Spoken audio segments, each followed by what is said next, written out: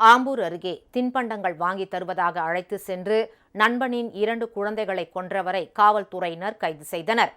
திருப்பத்தூர் மாவட்டம் ஆம்பூரை அடுத்த மாதனூர் பகுதியைச் சேர்ந்த யோகராஜ் என்பவருக்கு தர்ஷன் மற்றும் யோகித் ஆகிய 2 மகன்கள் இருந்துள்ளனர்.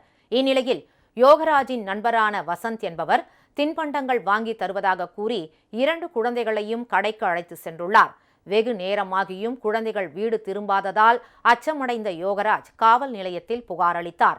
அப்போது காணாமல் போன 2 குழந்தைகளும் வேலூர் மாவட்டம் சிங்கல்பாடியில் உள்ள கோவிலின் பின்புறம் சடலமாக கிடப்பதாக காவல்துறையினருக்கு தகவல் கிடைத்துள்ளது. இதையடுத்து அங்கு சென்ற காவல்துறையினர் குழந்தைகளின் உடலை கைப்பற்றி உடற்கூறாய்விற்காக மருத்துவமனைக்கு அனுப்பி வைத்தனர்.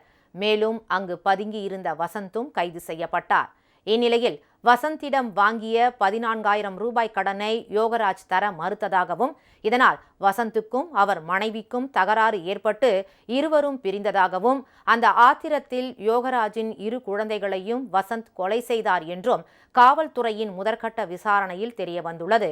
கடன் பிரச்சனையில் நண்பனின் குழந்தைகள் கொல்லப்பட்ட நிகழ்வு அப்பகுதியில் அதிர்ச்சியை ஏற்படுத்தியுள்ளது.